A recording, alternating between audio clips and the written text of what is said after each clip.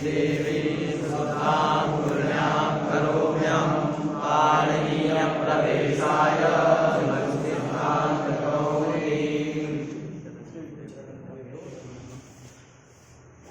हम लोग वृद्धि संधि का अध्ययन कर रहे हैं, जिसमें सबसे पहले वृद्धि किसको कहते हैं इसको बताने के लिए सूत्र आया विद्यादेश। इस सूत्र के द्वारा दीर्घ आकार की, दीर्घ एकार की और दीर्घ आकार की वृद्धि संधि वृद्धि संज्ञा की गई। उसके बाद एक वृद्धि विधायक सूत्र को हम लोगों ने पढ़ा, जो है वृद्धिरेचि। यह सूत्र अवर्ण से एच परे रहते पूर्व और पर के स्थान में वृद्धि एकादेश करता है। उस पर हम लोगों ने देखा था कि कृष्ण एकत्व में ये स्थिति है। अब यहाँ पर आद गुणः सूत्र के द्वारा गुण की भी प्राप्ति होती है, वृद्धि रेचि से वृद्धि की भी प्राप्ति होती है। आद गुणः तो उपेंद्र हमें लग चुका है, जहाँ वृद्धि रेचि की प्राप्ति नहीं, ऊपर इंद्र इस अवस्था में वृद्धि रेचि की प्राप्ति नहीं है, वहां पर आद गुणः सूत्र लग चुका है। लेकिन ऐसा कोई भी स्थल नहीं है जहां पर आद गुणः ना प्राप्त हो और वृद्धि रेचि लग गया हो, वृद्धि रेचि से कार्य हो गया हो, ऐसा कोई भी स्थल नहीं। तो आद गुणः इसके अप्राप्ति स्थल में वृद्धि रेचि चरितार्थ नहीं। वृद्धि रेचि की अप्राप्ति स्थल है ऊपर इंद्र, वहां पर आद गुणः लग चुका है। तो वृद्धि रेचि के अप्राप्ति योग्य स्थल में उपेंद्र में आद गुणः की प्रवृत्ति हो गई है, किंतु आद गुणः के अप्राप्ति योग्य स्थल में वृद्धि रेचि कहीं लगा नहीं, अतः वह निरवकाश हो गया, उसको कोई भी स्थान नहीं मिला। जो निरवकाश होता है वह अपवाद कहलाता है। निरवकाशो विधि अपवाद। तो ये वृद्धि रेचि जो शास्त्र है वह आद गुणः का क्या है? अपवाद। अपवाद मतलब उसका बाधक है, उसको रोक करके वृद्धि रेचि से वृद्धि ही होगा। ऐसे स्थल में थोड़ा सा विरोध समझ में आता है। भाई आद गुणः की प्राप्ति है, लेकिन आप वृद्धि रेचि से वृद्धि कर देंगे तो आद गुणः प्रामाणिक हो गया कि नहीं? आद गुणः कहता है कि जो कोई भी अच परे रहे, अवर्ण से कोई भी अच पर में रहेगा तो क्या होता है? गुण आदेश होता है। कृष्ण एकत्व में एकार रूपी अच पर में है कि नहीं? आद गुणः लगा नहीं लगा, आपने वृद्धि कर दिया आद गुणः को बाध करके, तो वृद्धि हो गया। तो आद गुणः के अप्रामाणिकत्व होने में उसके अप्रामाण्य की आशंका होती है। उसके परिहार के लिए हमने बताया था कि जहां एक कोई सामान्य हो और एक विशेष नियम हो, सामान्य को क्या कहते हैं? उत्सर्ग, और विशेष को अपवाद। तो सामान्य और विशेष वाली बात हो तो सामान्य नियम कहाँ लगता है? विशेष से अतिरिक्त स्थल में लगता है। हमने मां हिंस्यात् सर्वभूतानि का उदाहरण देकर के कल विचार किया था, आपको बताया। तो जहां पर सामान्य विशेष वाली बात है तो सामान्य शास्त्र कहाँ लगेगा? विशेष से अतिरिक्त स्थल में ही सामान्य शास्त्र होता है। तो उसको इस जो प्रक्रिया है इसको कहते हैं संकोच करना। संकोच, जो सामान्य शास्त्र है उसको विशेष शास्त्र के विषय से अतिरिक्त विषय में संकुचित कर दिया जाता है। समझा गया? तो विशेष शास्त्र है वृद्धि रेचि, उसका विषय कितना है? एच परे रहते ही वृद्धि करता है। उससे अतिरिक्त जो अच है उन सब अच के परे रहते ही आद गुणः सूत्र क्या करेगा? गुण करेगा। बात सुना गई? ये हम लोग जाने। इसीलिए आद गुणः का परिष्कृत अर्थ क्या बनता है? तो अवर्ण से एच अतिरिक्त अच के परे रहते। अच परे रहते सीधे सीधे अर्थ ही नहीं करना, अच परे रहते करेंगे तो फिर दिक्कत आएगी। इसलिए कौन सा अच परे रहते करता है, एक से अतिरिक्त अच के परे रहते ही आद गुण सूत्र गुण करता है। आद गुण का अर्थ क्या किए थे हम लोग, अवर्ण से एच अतिरिक्त अच के परे रहते पूर्व अवर्ण और पर अच एच अतिरिक्त अच, उन दोनों के स्थान में गुण एकादेश होता है। एच से अतिरिक्त अच के परे रहते वह गुण करता है, एच के परे रहते यह वृद्धि करता है। दोनों का विषय एक हुआ नहीं हुआ। वृद्धि रेची का विषय क्या है, एच। आद गुणा का विषय क्या है, एच से अतिरिक्त अच। तो दोनों का विषय एक हुआ नहीं हुआ, भिन्न भिन्न विषय में दोनों कार्य कर रहे हैं, तो किसी के भी अप्रामाण्य की आपत्ति नहीं रह जाती है। ये सब हम लोगों ने कल विस्तार से इसका विचार किया है। चलिए अब इसी क्रम में वृद्धि के क्रम में ही एक दूसरा सूत्र उपस्थित होता है, क्या सूत्र है, इदम एत्येदत्युत्सु इति वृद्धि संधि विधायकम एक पदात्मकम विधि सूत्रम वर्तते। इसमें एक ही पद है, यह वृद्धि संधि का विधान करता है, तो यह विधि सूत्र हुआ। तो यह विधि सूत्र है, और अभी हमने बताया कि एक पद है लेकिन यह समस्त पद है। समस्त का मतलब इसमें समास हुआ है। तो अगर समस्त पद हमको दिखता है तो तुरंत मन में एक प्रश्न आ जाता है कि आखिर कौन सा समास, विग्रह क्या है। तो ये हम विचार करते हैं कि एत्येदत्युत्सु का विग्रह क्या है और इसमें कौन सा समास हुआ। देखिए सबसे पहले एक ही शब्द है, क्या है, इसका विग्रह करना है। एतिश्च एधतिश्च और ऊठच, ऐसा जो है विग्रह करना है। क्या करना है, एतिश्च एधतिश्च ऊठच इति एत्येधत्युत्थः इति एत्येधत्युत्थः।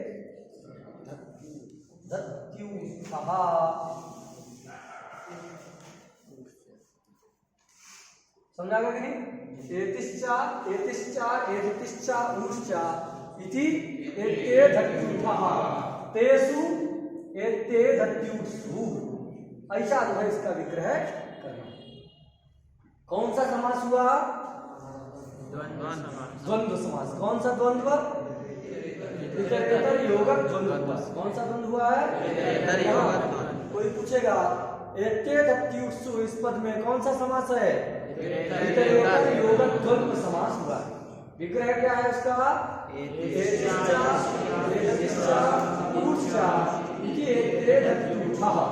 फिर उसके सप्तमी में तेषु एत्येधत्युत्सु शब्द बना लेंगे, कोई दिक्कत। चलिए अब इसका थोड़ा सा हम एक शब्द का सामान्य अर्थ समझ लेते हैं।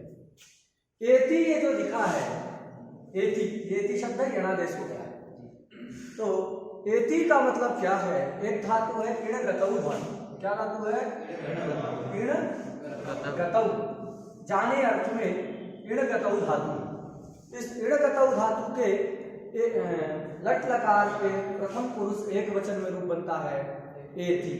तो ये तिगंत वाला नहीं है, ये जो है कृदंत वाला रूप है।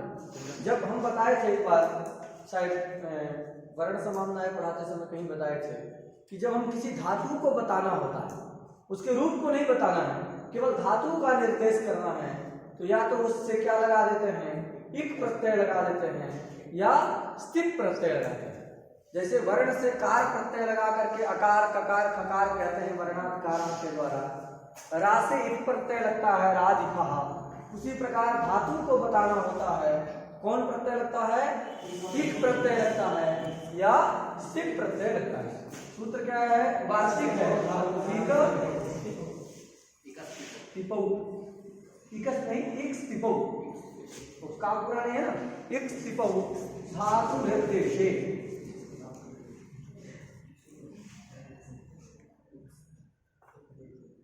इक्स तिपौ धातु निर्देशे, ये जो है एक वार्तिक कि किसी भी धातु का निर्देश करना है, मतलब किसी भी धातु को बताना है, तो उस धातु को बताने के लिए या तो इक प्रत्यय लगा करके उसको बताया जाता है या स्थित प्रत्यय लगा करके बताया जाता है। तो ये जो एति बनाया गया है, यद्यपि इसका रूप भी इसे ही चलता है, एति इतः यन्ति, ऐसा रूप चलता है। एति इतः यन्ति, एसि इतः इथ, एमि एवः एमः, ऐसा ही रूप चलता है। लेकिन होता क्या है, ये जो दिख रहा है ये तिंग वाला नहीं है, तिप प्रत्यय, से तिप प्रत्यय वहां है, और यहाँ पर जो एति दिख रहा है उसमें स्थित प्रत्यय, ये कृत है, तभी इसकी प्रातिपदिक संज्ञा होगी, इससे एति ही रूप बनेगा। नहीं तो उससे कभी सु आता है, तिङन्त से नहीं आता कभी सु, गच्छति से पचति से कभी सु आकर गच्छति ही नहीं बनता, बनता है, पचति ही नहीं बनता है। तो उसी प्रकार ये तिङन्त नहीं है, अपितु विकस्तिपौ धातु निर्देश से इसके द्वारा स्थित प्रत्यय होकर के बना है। कैसा शब्द है? कृदंत शब्द। ये एति जो कृदंत, एति का केवल इतना ही तात्पर्य है, इड गतौ धातु, केवल धातु के स्वरूप को बता दो। रूल है कि बताएंगे तो कैसे बताएंगे, प्रत्यय लगा करके ही बताया जाएगा। तो ये एति कहाँ का रूप, मतलब एति स्थित प्रत्ययांत है, इसका अर्थ क्या है? इड गतौ धातु, ठीक है, इड गतौ एक धातु है, उस धातु को बताने के लिए एति करते हैं। फिर एधति में भी स्थित प्रत्यय हुआ है, एधति का अर्थ क्या है? एध वृद्धौ धातु, एध वृद्धौ, एध वृद्धौ एक धातु, ये दूसरे नंबर में आता ना, भू सत्तायाम एध वृद्धौ स्पर्श संघर्षे, ऐसा सब धातु पाठ। तो एध वृद्धौ ये जो है यहाँ धातु है, उस धातु को बताने के लिए एधति शब्द का प्रयोग किया। और एक ऊठ शब्द है, क्या शब्द है? ऊठ, ये वह प्रापणे धातु से ऊठ, च्वी प्रत्यय नहीं, ऋवी प्रत्यय होकर के ये ऊठ शब्द बनता है। प्रक्रिया लंबी है, कभी बाद में बताएंगे, लेकिन अभी 3 शब्द हैं, ये आप जानिए। बात सुना गए? एधति का अर्थ, एति का अर्थ क्या है? एधति का अर्थ क्या है? और ऊठ का मतलब ऊठ शब्द। क्लियर हो गया? ये 3 शब्दों के परे रहते ये सूत्र क्या करता है? वृद्धि करता, मतलब किसके परे रहते? इण गतौ धातु के परे रहते वृद्धि करता है, और एध वृद्धौ धातु के परे रहते वृद्धि करता है, और ऊठ शब्द के परे रहते भी यह सूत्र वृद्धि करता है। तो निमित्त का बोध तो हो रहा है, जैसे पूर्व सूत्र में अच्छी शब्द क्या आ रहा था, है से अच्छी की निवृत्ति में आई, अच्छी की निवृत्ति कहाँ आई? तो आज गुना में आई। तो उस प्रकार निमित्त का लाभ तो है, लेकिन किनके स्थान में करना है सब कुछ लिखा है? नहीं लिखा। तो क्या करेंगे? तो सूत्रांतरात्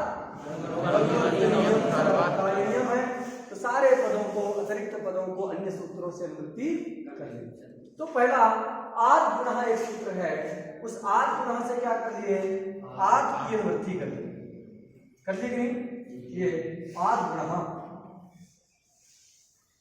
आद गुणः इस सूत्र से आद की निवृत्ति। क्लियर हो गया? तो अवर्ण से जब ये पर में रहेंगे तभी जो है वृद्धि करेगा, इतना लाभ। और एक सूत्र है वृद्धि रेचि, क्या सूत्र है?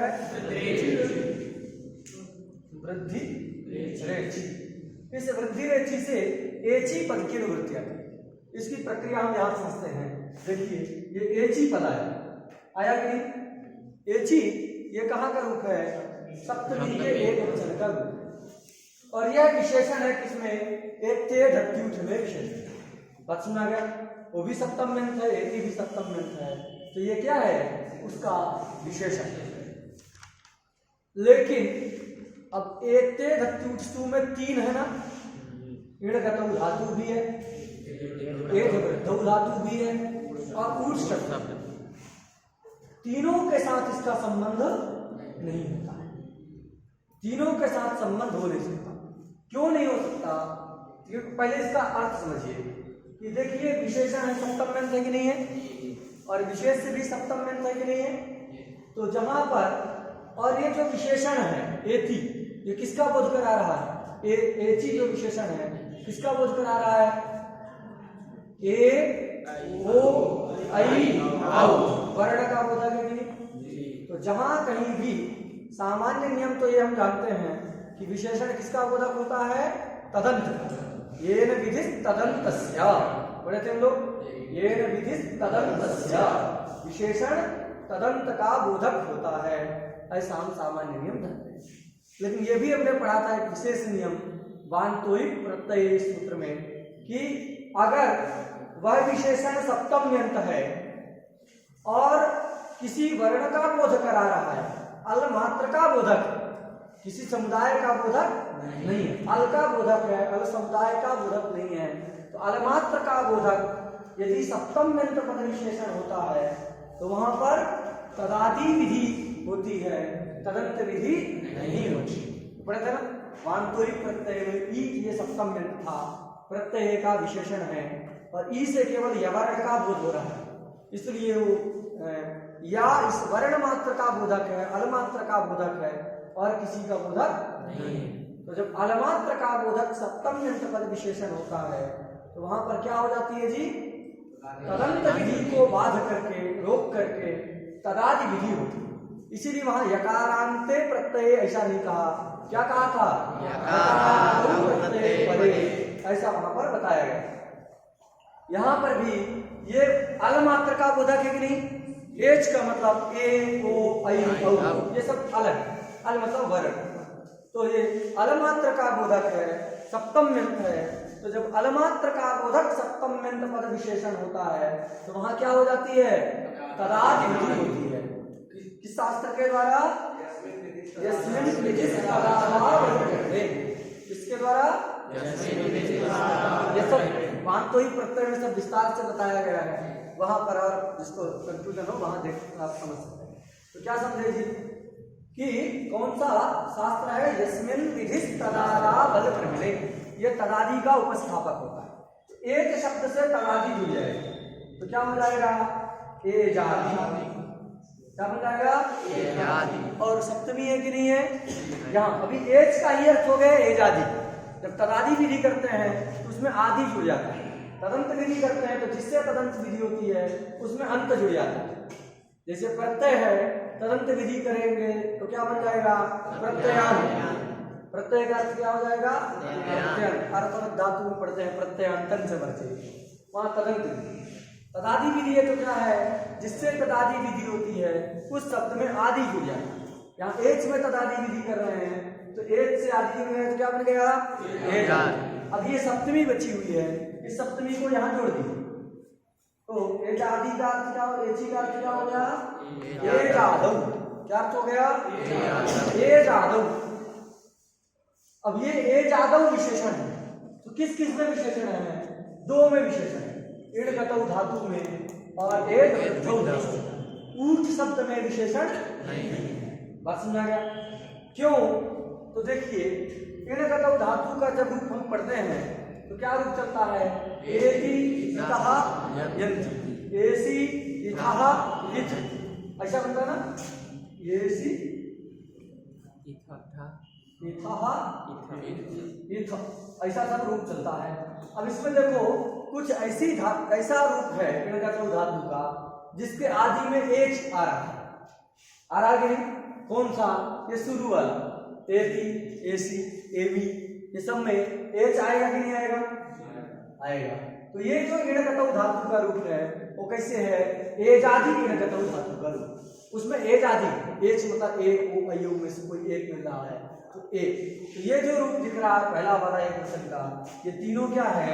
एजादि। ये सब एजादि नहीं, समझा गया? ये दोनों भी एजादि नहीं। तो इड गतौ धातु के दो प्रकार के रूप मिल रहे हैं, एजादि भी मिल रहे हैं और एजादि से भिन्न भी मिल रहे हैं। इसको इड गतौ धातु के परे रहते वृद्धि करना है तो वह इड गतौ धातु कैसी होनी चाहिए? विशेषण है, एजादि होना चाहिए। इड गतौ धातु का विशेषण क्या है? एजादि। तो एजादौ इड गतौ धातु परे, ऐसा क्या अर्थ हो जाएगा? एजादि इड गतौ धातु के परे रहते, ऐसा कह देंगे तो क्या होगा? इन सब के परे रहते तो ये सूत्र वृद्धि कर देगा। और इतः इथः यन्ति इत्यादि के परे रहते इससे वृद्धि समझ आ गया कि नहीं? अच्छा, ए दो धातु का रूप कैसे चलता है?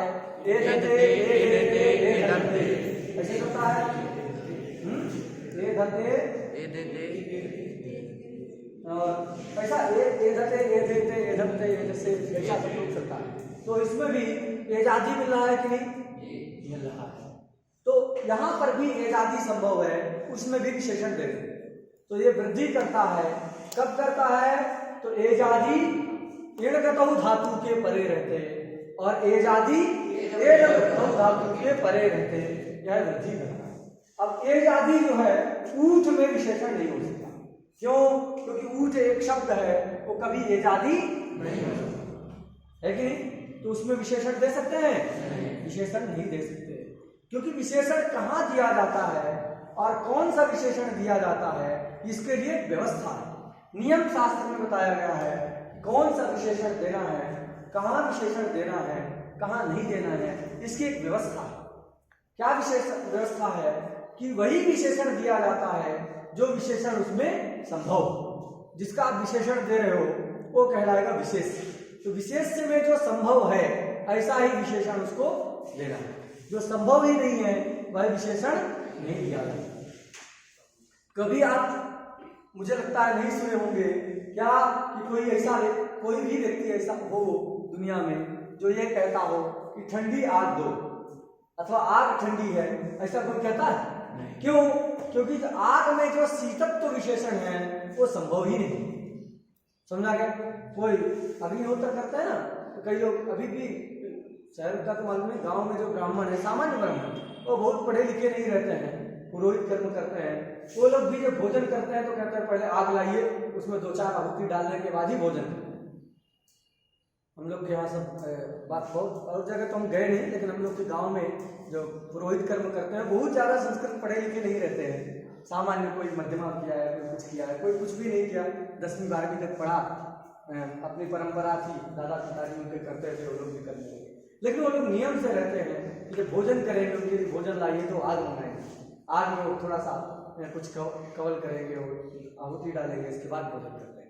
तो ऐसा जब आग मंगाते हैं तो कोई ये हमने नहीं सुना कि कोई यह व्यक्ति कहे कि ठंडी आ गया, शीतलम वह्निम आनय, ऐसा कोई कहता है?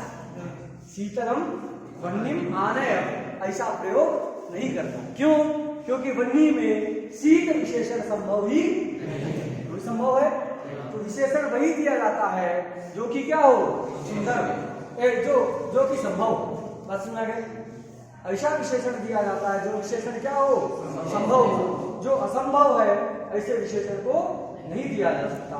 जैसे हमने एग्जाम्पल देखा कि अग्नि में कभी भी शीत विशेषण नहीं दिया जाता। क्यों?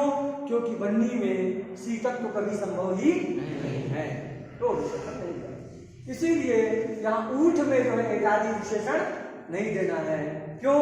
क्योंकि ऊठ में जो है वह विशेषण संभव ही नहीं। बात सुनना गया कि असंभव जो होता है वह ऐसा विशेषण नहीं दिया जा सकता। ऊठ में कभी भी एजादित्व संभव नहीं है, अतः उसमें विशेषण नहीं है। और अब विशेषण की बात हो गई तो एक और शर्त जान लीजिए विशेषण के बारे में।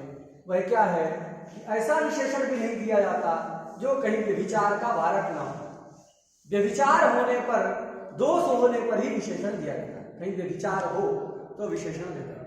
देखो, अगर इसमें विशेषण नहीं देते, एजादी में विशेषण नहीं देते तो क्या होता?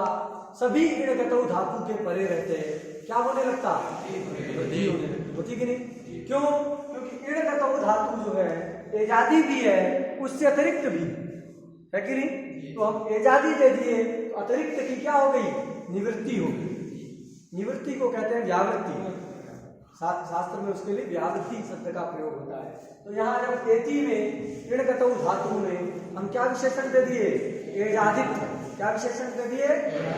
इणगतौ धातु में जब एजादित्व विशेषण देते हैं तो क्या होता है कि जो अतिरिक्त है, जहाँ एजादी नहीं है, ऐसे धातु के परे रहते वृद्धि नहीं हो। तो व्यावृत्ति करा रहा है कि नहीं? उसका व्यावर्त्य है। जिसका कोई व्यावर्त्य ना हो ऐसे विशेषण भी नहीं दिया जाता, क्योंकि इन दोनों प्रकार की संभव है। एजादी भी संभव है, एजादी से अतिरिक्त भी संभव है। एजादी भी संभव है, अतिरिक्त भी संभव है। इसलिए हम एजादित्य विशेषण देते हैं, क्योंकि जहां अतिरिक्त है वहां पर वृद्धि ना हो। दोनों प्रकार का उदाहरण। कभी आपने ये नहीं सुना होगा कि कोई व्यक्ति कहे गरम गरम आग दो। आप जाते हैं कभी चाय पीने तो कहते हैं गर्मा गर्म चाय दो, कहते हैं कि नहीं? समोसा के लिए कहते हैं भाई गरम गरम देना। क्यों? क्योंकि वो गरम भी संभव है, ठंडा भी संभव है कि नहीं? दोनों प्रकार का हो सकता है, दोनों प्रकार का मिलता है। सुबह बना के रखा था, शाम तक ठंडा हो गया। तो वो चाय हो, समोसा हो, जो भी आप खाते हैं वो गरम भी संभव है और ठंडा भी संभव। अगर आप विशेषण नहीं देंगे तो आपको डर रहता है कि ठंडा वाला दे रहता है कि नहीं? कहेंगे चाय दे दो तो दे देगा। आपने जो मांगा था उतना दिया कि नहीं दिया? दिया। तो इसलिए आप लोग कहते हैं नहीं गरम गरम देना, मतलब ठंडी नहीं, कहते हैं कि नहीं? लेकिन आग के लिए कोई नहीं कहता कि गरम आग दे। क्यों? आग तो गरम ही होती है। कभी ठंडी भी हो तो ठंडी वाली को रोकने के लिए व्यक्ति कहे, क्या कहे कि गरम दे, कहता है? नहीं कहता। क्यों? क्योंकि वो उष्णत्व विशेषण जो है व्यभिचार का वारक नहीं। क्या नहीं है? व्यभिचार का वारक नहीं है। ये एजादित्व जो विशेषण है क्रीडगतौ धातु में वह व्यभिचार का वारक है। क्रीडगतौ धातु में यदि एजादित्व विशेषण नहीं देंगे किसका ग्रहण होने लगेगा? जो एजादी नहीं है उसके परिणत में भी वृद्धि होने लगेगी। समझा गया? समोसे में अगर गर्म विशेषण नहीं देंगे तो क्या होने लगेगा? ठंडा भी दे सकता है। लेकिन अगर इसमें क्या बता रहे थे? लेकिन जहां पन्नी है, आग है, उस आग में विशेषण ना दे कोई हानि है? उष्ण विशेषण ना दे, शीत तो संभव ही नहीं तो नहीं देना। उष्ण विशेषण ना दिया जाए, उष्णम पन्नीम आनय ऐसा ना कहा जाए तो भी कोई दोष नहीं है। कोई दूसरे जगह पर शक्ति होगी तो क्या नहीं है? कहीं पे विचार नहीं था, दोष नहीं था जिसको वारण करने के लिए उष्ण विशेषण दिया गया। बात सुना गया? तो विशेषण कैसे दिया जाता है? जो संभव हो और जो विचार का वारक हो, ऐसा ही विशेषण दिया जाता है। बात सुना गई? इसीलिए वन्नी में कोई उष्ण विशेषण नहीं देता है। क्यों? क्योंकि वह विचार का वारक नहीं। शीत विशेषण नहीं देता। क्यों? क्योंकि वह संभव नहीं। एक पंक्ति याद कर लीजिएगा, सब कोई लिख लीजिए। संभव व्यभिचाराभ्याम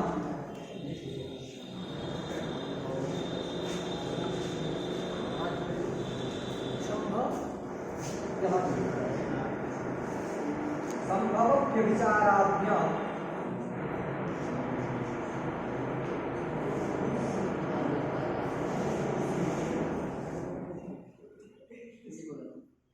संभव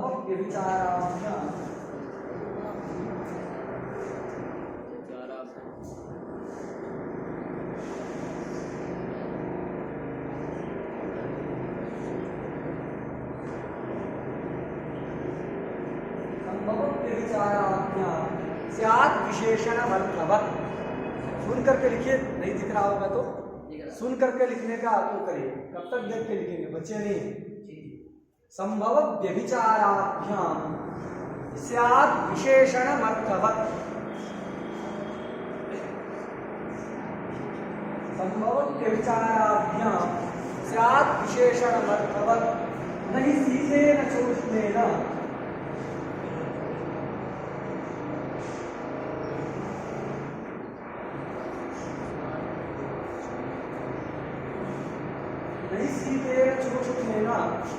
वह्निरेव विशिष्यते।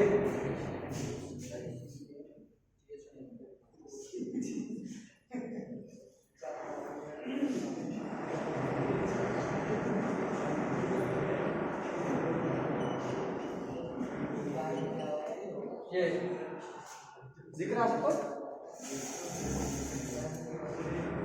संभव व्यभिचाराभ्याम स्यात् विशेषणमर्थवत् नहीं शीतेन चोष्णेन वह्निरेव विशिष्यते। आग को कोई शीत अथवा उष्ण विशेषण के द्वारा विशेषित नहीं करेगा। नहीं शीतेन चोष्णेन चा उष्णेन आद गुण नहीं शीतेन चोष्णेन वह्निरेव विशिष्यते। नहीं शीतेन चोष्णेन वह्निरेव विशिष्यते। सब लोग लिखिए। अर्थ सबको पता चल गया। जो संभव हो और जो व्यभिचार होने पर ही विशेषण दिया जाता है, कहीं दोष हो तभी विशेषण दिया जाता है। वही विशेषण क्या होता है? अर्थवत। अर्थवत का मतलब सार्थक। अर्थवत का मतलब सार्थक। तो जो संभव हो और जो व्यभिचार का दोष का वारक हो, वारण करने वाला हो, ऐसा विशेषण क्या होता है? अर्थवत स्यात्, मतलब सार्थकम भवति। क्लियर हो गया?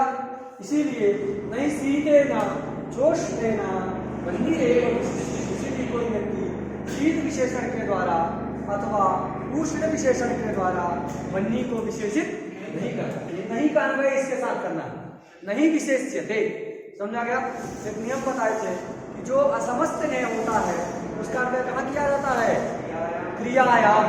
अनचिजा में पढ़े थे ना, अनचिजा में हम लोग ने पढ़ा था। जो न्याय समास जहाँ नहीं हुआ है उसका अन्वय कहाँ करना है? क्रिया।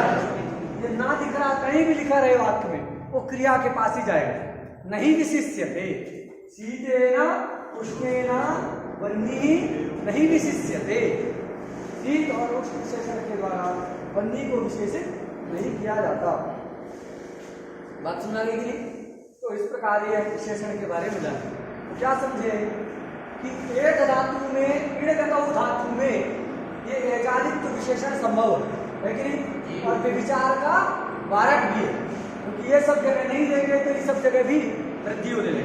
इसलिए वह विशेषण क्या है? वहां इणगतौ धातु में एकादित्व विशेषण संभव भी है और व्यभिचार का वारक होने से सार्थक है कि नहीं? और ए दो धातु में भी संभव है कि नहीं है? क्योंकि ये जाती है। और वहां पर भी लिजंतादि स्थल में इदिधक प्रयोग बनता है, ये पढ़ेंगे। तो वहां एजादित्व तो है लेकिन क्या है? एड धातु तो है लेकिन एजादि, तो वहां दोष होने लगेगा विशेषण नहीं देंगे तो। इसलिए उसके वारण करने के लिए एदति में मतलब दो धातु में भी एजादित्व विशेषण देना, क्योंकि संभव भी है और दोष का वारक भी है। लेकिन ऊठ में एकादित्व विशेषण नहीं देना। क्यों? संभव ही नहीं। सुना गया? असंभवात विशेषण नहीं देना। जो संभव होता है वही विशेषण दिया जाता है। क्लियर हो गया? अब ये इसको जोड़ना है, तो कैसे करेंगे अर्थ? आज ये आद गुणा से आ गया और वृद्धि रेचि से एची आया है, जिसमें तदादि विधि करके अर्थ क्या कर दिए? ए जादव। तो ए जादव किस में विशेषण है? तो क्या अर्थ करोगे? अवर्णात। आद का अर्थ है अवर्णात। क्या है? अष्टादश अवर्णात। ए जादव इणगतौ धातु परे, धातु परे। क्या करेंगे? अवर्णात इणगतौ ए जादव इणगतौ धातु परे। समझ आ गया? अवर्णात एजादौ इणगतौ धातु परे। अवर्ण से एजादि इणगतौ धातु के परे रहते, तथा अवर्ण से एजादौ एजवृद्धौ धातु परे। क्लियर? और अवर्ण से ऊष शब्दे परे, वहां विशेषण नहीं देना, ऊष शब्दे परे। क्लियर हो गया? इसे अर्थ करोगे अवर्णात एजादौ इणगतौ धातु परे। अवर्णात तीनों का अलग अलग ही बोल रहे हैं, बाद में साथ में बताइए। अवर्णात एजादौ इणगतौ धातु परे। अवर्णात एजादौ एजवृद्धौ धातु परे। अवर्णात ऊठ शब्दे च परे, ऊठ शब्दे परे। किम भवति? इतना तो पता चल गया, लेकिन अभी किसके स्थान में कार्य करना कुछ पता चल रहा है? तो एक अधिकार सूत्र हम जान रहे हैं, एकहा पूर्व परयोः। क्या सूत्र है? एका पूर्व परयोः। इससे क्या आ जाएगा? पूर्व परयोः आएगा कि नहीं? एका पूर्व परयोः से पूर्व परयोः आ गया।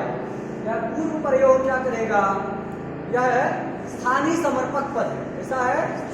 स्थानीय समर्पक है, स्थानीय को बताता है। कौन स्थानीय है? तो पूर्व और पर ये दोनों ही स्थानीय।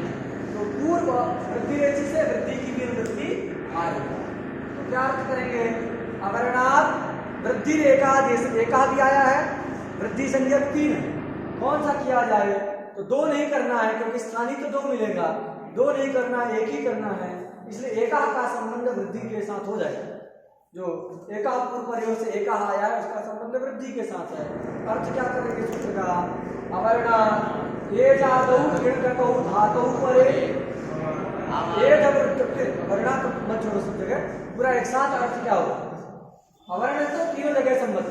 अवर्णा ये जादौ इणगतौ धातौ परे ये जादौ एदवृद्धौ धातौ परे ऊठ शब्दे च परे पूर्व परयोः स्थाने वृद्धि एकादेशस्य। अर्थ बन गया? किसी कोई दिक्कत? बोलिए फिर से क्या अर्थ होगा? अवर्णात् एकादौ इणगतौ धातौ परे एदवृद्धौ धातौ परे ऊठ शब्दे च परे पूर्व परयोः स्थाने वृद्धि एकादेशस्य। किसी कोई दिक्कत? तो ये जो है हम लोग का इस सूत्र का अर्थ जो है निष्पन्न हो गया। अब हम उदाहरण जो है इसी को देखो, वृद्धि कार ने क्या कर दिया है? ये जादौ को हम लोग दो बार बोल रहे हैं ना, ये जादौ इणगतौ धातौ परे और ये जादौ एदवृद्धौ धातौ, और दो बार में बोल करके एक साथ द्विवचन लगा दिया। ये जाद्यो हो, ये जादौ दो बार बोल रहे हैं, उन्होंने ये जादौ दो बार ना बोल करके उसी एजादी शब्द से सप्तमी का दो वचन लगा दिया। क्या बन गया? ये जाद्यो हो। और दो धातु है इणगतौ धातु एदवृद्धौ धातु, उनको भी दोनों को एक साथ करके क्या कर दिया? द्विवचन कर दिया। एत्यो हो, एति का मतलब भाई इणगतौ धातु, एदति का मतलब एदवृद्धौ धातु। अब एतिश्चा एदतिश्चा इति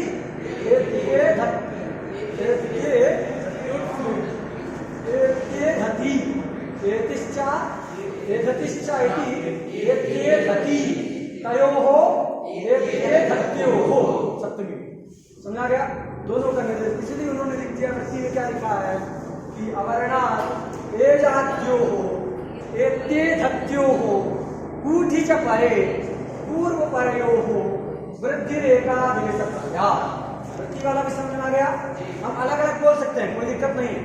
ये जादौ इणगतौ धातौ परे ये जादौ एदवृद्धौ धातौ परे ऊठ शब्दे च परे पूर्व परयोः वृद्धि एकादेशस्य। ऐसा बोल सकते हैं, कोई दिक्कत नहीं। लेकिन उन्होंने इतना लंबा बोलने के बच्चा पुस्तक लिख रहे हैं ना, तो व्यक्ति पुस्तक लिखता है तो सोचता है कि कम शब्द लिखे, क्योंकि जब बड़ी पुस्तक रहती तो लोग कहते इतनी मोटी है कौन पढ़ेगा इसे। इसलिए कम लिखना है तो उन्हीं शब्दों को थोड़ा कम कर दिया, दो बार ना बोल करके एक बार बोल दिया। क्या? एजाद्यो हो, वो एजादी शब्द का ही द्विवचन का रूप है सप्तमी के, एजाद्यो हो।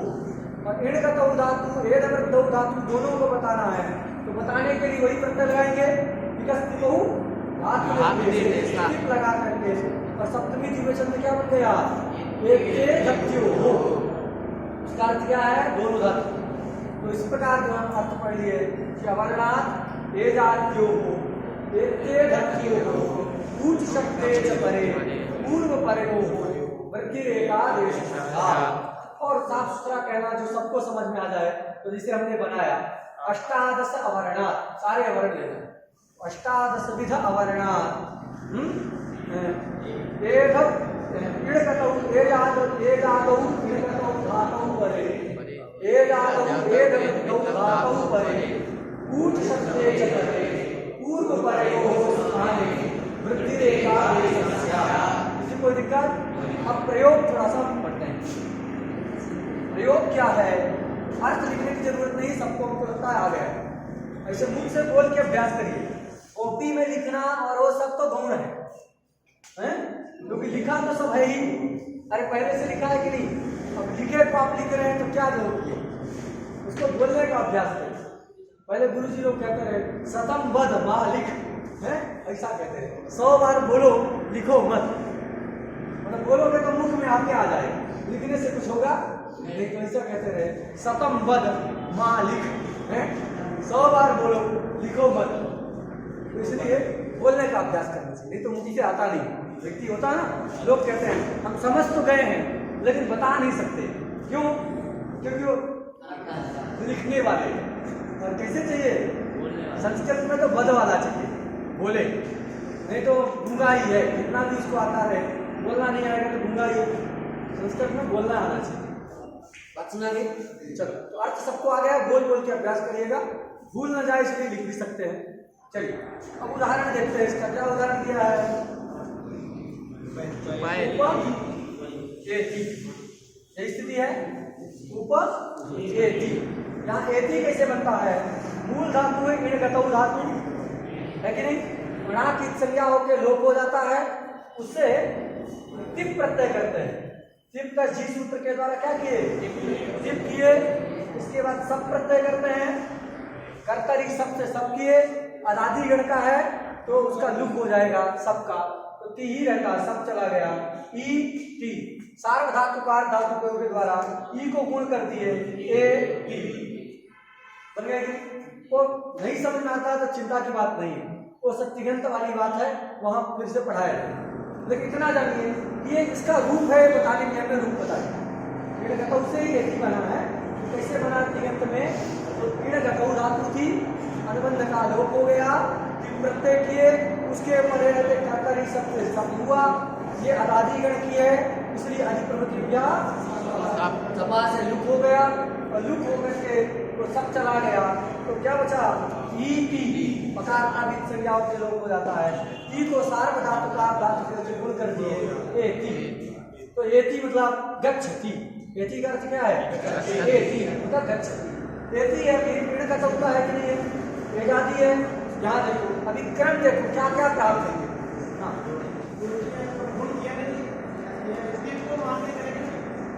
हाँ, तिप को मान सबको चला गया ना, उसको भी प्रत्यय लक्षण से आपको मान करके करना है तो कर लीजिए, कोई दिक्कत नहीं। हाँ, ये तीन से सार्वधातुक से सार्वधातुक है ना, तिप प्रत्यय सार्वधातुक परे रहते गुण हो जाएगा तो एति। चलिए, वो प्रक्रिया में बहुत अभी ध्यान नहीं देना है, प्रयोग पर संधि पर ध्यान देना है। अभी जो हम बताने जा रहे हैं कौन कहाँ प्राप्त है ये सब में ध्यान देना। देखिए उपएति, इकोएणचि सूत्र की प्राप्ति है कि नहीं है? नहीं है। क्यों? अच्छा नहीं दिख रहा है? एक नहीं है, ये इकार है, इससे पर में अच्छा नहीं। क्यों? तो यहाँ पर इकोएणचि की प्राप्ति नहीं है। क्यों प्राप्ति नहीं है? क्योंकि अच से अव्यवहित पूर्व में इक नहीं। जहाँ इक है अंतिम में, वो किसी से पूर्व में नहीं। जब किसी से पूर्व में नहीं है तो क्या नहीं है? अच से पूर्व में भी नहीं। और जहाँ अच है एकार अथवा एकार है, ये एकार, उससे पूर्व में जो है क्या नहीं है? इक नहीं। यहाँ पर ये इक दिख रहा है, लेकिन पूर्व में भी एक नहीं है। अच हो गया पकार उत्तरवर्ती अकार, उससे पूर्व में एक है उकार। प्राप्ति होगी कि नहीं होगी? क्यों? पाका व्यवधान। समझा गया कि हमको अव्यवहित पूर्व में चाहिए, पूर्व में तो है लेकिन अव्यवहित नहीं है, तो इकोएणचि की प्राप्ति कहीं पर भी नहीं हो गया। अच्छा, दूसरा सूत्र देखते हैं, कौन सा? एचो यवा यावा। एचो यवा यावा, ये सूत्र की प्राप्ति है कि नहीं है? एच दिख रहा है कि नहीं? दिखना है। एच है तो वहां होगा कि नहीं होगा? क्यों? अगर अच से इकार को लेते हैं तो यहाँ क्या है? ता का विधान। अब पूर्व में तो है, अच हो गया इकार, अच क्या है? तकारोत्तरवर्ती इकार, उससे पूर्व में तो है एकार, लेकिन क्या नहीं है? अव्यवहित नहीं है, बीच में व्यवधान, इसलिए एचो यवा यवा की प्राप्ति नहीं। अगर अच से इसको ले लें तो क्या है? अव्यवहित तो है लेकिन पूर्व में नहीं। अच में अच हो गया पकार उत्तरवर्ती अकार, उससे अव्यवहित एकार है कि नहीं है? है, लेकिन वो पूर्व में नहीं है, पर में है, इसलिए एचो यवा यवा की प्राप्ति नहीं। ठीक है कि? अब देखते हैं आद गुण। आद गुण की प्राप्ति है कि नहीं है? क्यों? सामान्य अर्थ जो है उसका वृत्ति में लिखा है, उसके अनुसार प्राप्ति है। क्यों? अच हो गया एकार, अच हो गया एकार, और ये अवर्ण से पर में भी, अवर्ण से अच परे रहते, बीच में कोई व्यवधान भी नहीं है, अवर्ण से अच परे रहते, पूर्व पर के स्थान में क्या प्राप्त है? आद गुणा से गुण प्राप्त है। लेकिन उस गुण को परत्वात् कौन बांधेगा? वृद्धि रेचि। वृद्धि रेचि बांधेगा, बांधेगा कि नहीं? छत परत्वात् हमने बोल दिया, इसको ध्यान दीजिएगा। परत्वात् नहीं, अपवादत्वात्। अपवाद है ना, वृद्धि आठ गुणा सूत्र को बांधेगा। अपवादत्वात् कौन? वृद्धि रेचि। वृद्धि रेचि से क्या प्राप्त होगा? वृद्धि प्राप्त होगा। फिर उसको कौन बांधेगा? एते दत्युत्सु। एते दत्युत्सु बांधेगा। आप लोग कह रहे हैं अगर बात की वृद्धि करना है तो हम वृद्धि रेचि से कर दें। अगर वृद्धि रेचि से वृद्धि होगी उपैती रूप बन जाएगा कि नहीं बनेगा? बनाना क्या है?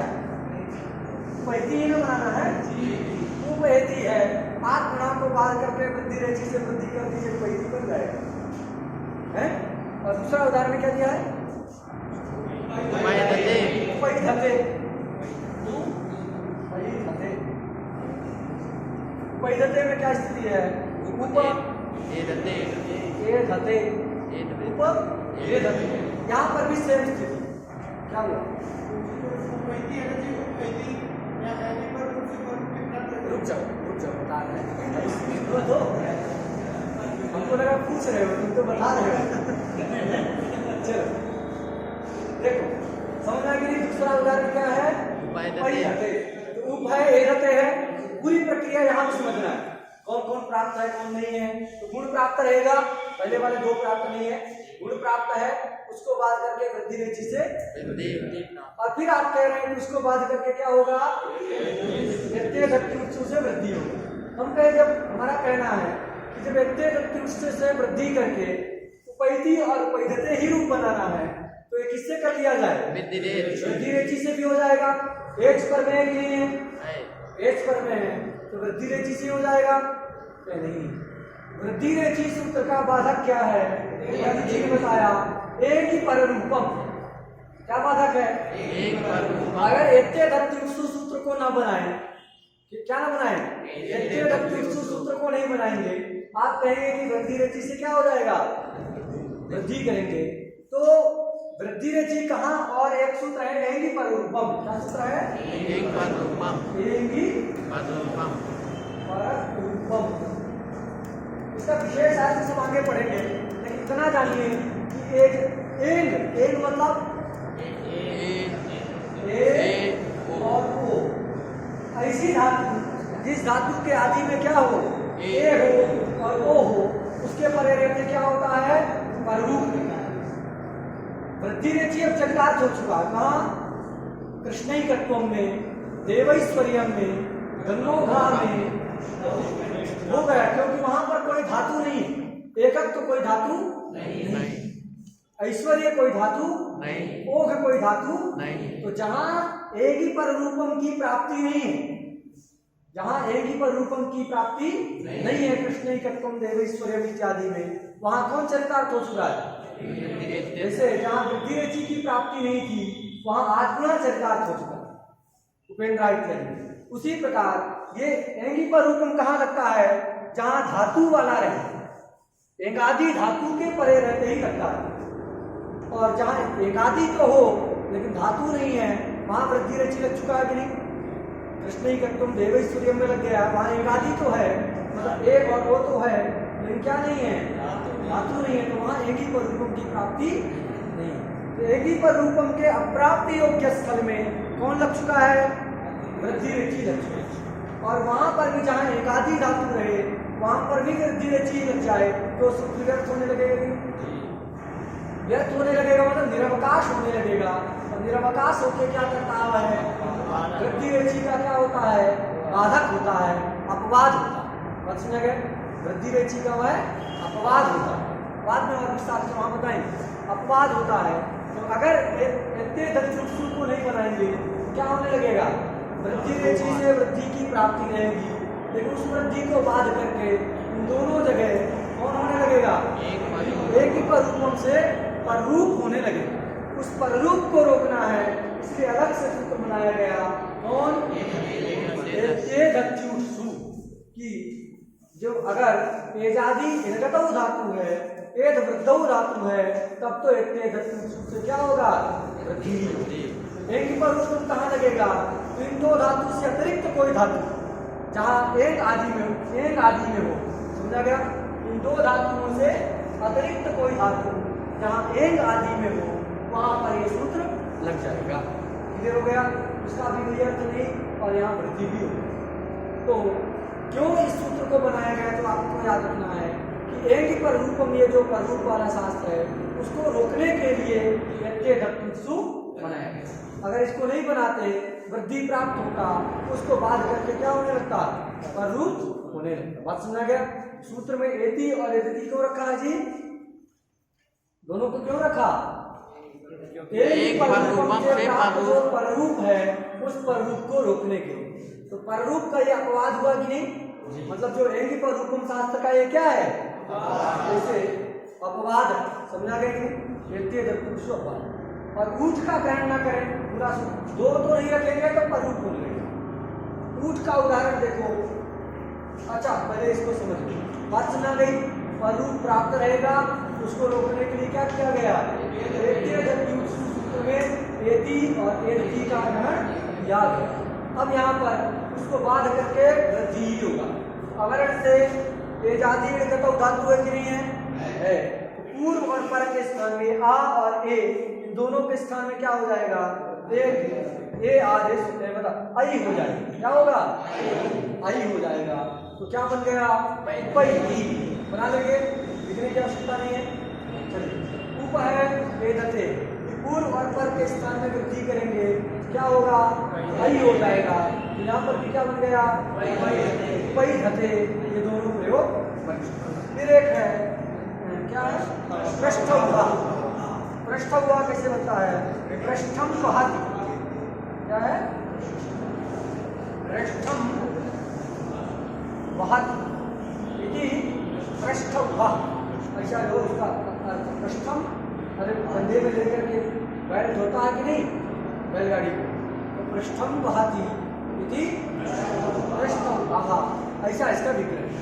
पृष्ठम वहति, प्रा और ऊठ रहता। ऊठ कैसे बनता है? लंबी प्रक्रिया है, उसको लोग छोड़ देते हैं। तो प्रा ऊठ क्या स्थिति है? प्रा ऊठ, वह धातु रहता है, वाह को संप्रसारण होकर के ऊठ हो जाता है, ऊ होगा। और जो है क्या नाम सही है, पूर्व रूप वगैरह करके ऊठ रूप बनता है। नहीं, पृष्ठ हुआ ना, ऊठ आ गई, वाह को ऊठ होकर के ऊ रहता है, हाँ रहेगा तो ऊ, प्रा ऊ, रंभा नहीं बनाना है, क्या बनाना? पृष्ठौभा। तो ठीक, प्रा नहीं करना, पृष्ठ करना। विग्रह में लिखा पृष्ठम वहति, पृष्ठम वहति, पृष्ठम वहति ऐसा विग्रह है। पृष्ठम वहति ऐसा विग्रह करके पृष्ठ हुआ ये स्थिति है, समास कर जाता है।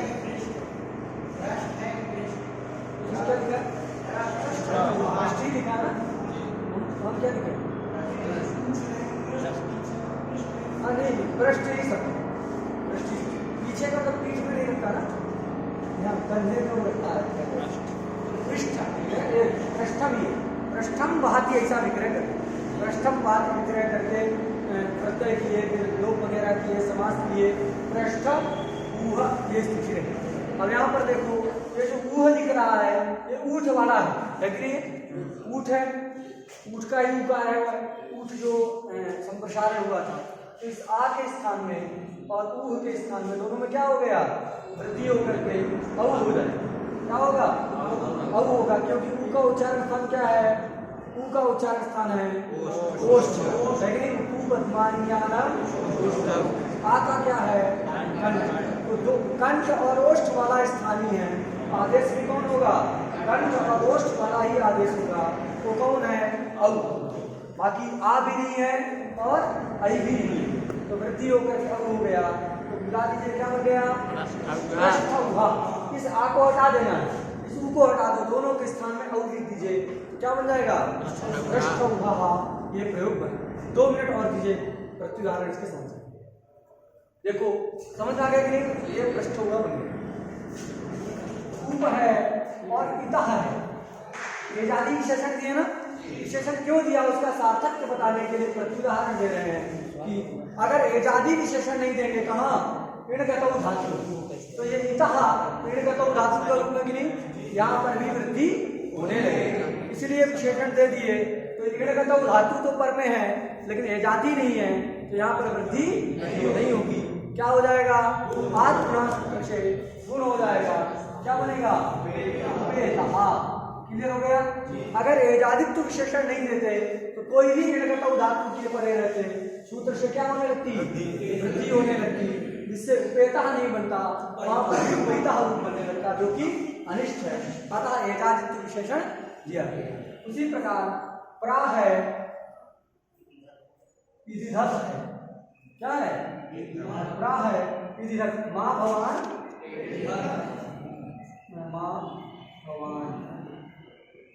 माँ भवान प्रेदिधत। तो माँ मतलब प्रा इदिधत। ये इदिधत जो है कहाँ का रूप है? प्रा पूर्वक ये दव धातु से ही ऋजंत में इदिधत बनता है और एक को ह्रस्व हो जाता है, चंगी ह्रस्वास है। तो ये एक को ह्रस्व होकर के ई हो जाता है। समझा गया? एक को ह्रस्व होकर के ई हो जाता तो इदिधत। लुंग लकार का रूप में यद्यपि आठ आगम की प्राप्ति है, लेकिन ये माँ लगा है ना, ये माँ का बड़ा सार्थक क्या हो? नहीं तो एक केवल प्रेदिधत दे देते ना। माँ भवान प्रेदिधत वाक्य को क्यों दिया? क्योंकि माँ नहीं रखते तो ये इदिधत रूप कहीं मिलेगा ही नहीं। माँ नहीं रहने पर क्या मिलेगा? एदिधत। क्या रहेगा? माँ ना रहने पर एदिधत ही रहेगा, एजादी ही मिलेगा। जब माँ लगा देते हैं तो माँ के योग में अट और आठ नहीं होते हैं। नमांग योगे, एक सूत्र ग्रंथ में नमांग योगे, मांग के योग रहने पर अट और आठ नहीं होते। तो इसलिए आठ नहीं हुआ तो इदिधत। अगर आठ हो जाता तो क्या होता? आठष्टा से वृद्धि होकर के एदिधत ही रूप बनता। बात समझा गया? वृद्धि होकर एदिधत ही बनता, इदिधत नहीं मिलता। इसलिए माँ को रखा, तो माँ के योग में ही इदिधत प्रयोग मिलेगा। प्रापूर्वक इदिधत है। ये यहाँ पर यद्यपि एक के स्थान में ई हो गया है, लेकिन वो भी धातु का ही रूप है। एक देश विकृत अनन्यवत परिभाषा ना, एक देश विकृत भी हो जाए तो अन्य की तरह नहीं होता। तो ये क्या है? धातु का रूप ही है। अगर एकादित्व विशेषण नहीं देंगे तो यहाँ पर भी क्या होने लगेगा? यहाँ पर भी वृद्धि होकर के प्रइदिधत बनने लगे। जब विशेषण दे दिए, यद्यपि इदिधत धातु तो है लेकिन वो क्या नहीं है? एजादी नहीं है, इसलिए उसके परे रहते गुण नहीं होता, वृद्धि नहीं होती। गुण होकर के आत्मा से क्या हो जाता है? प्रेदिधत। माँ भवान प्रेदिधत। उसके उदाहरण भी हम लोगों ने जाना और प्रत्युदाहरण को भी हम लोगों ने आगे जितने वार्तिक हैं उनका अध्ययन हम लोग कल करेंगे। श्री गुरु ठीक से अभ्यास करिएगा इसको।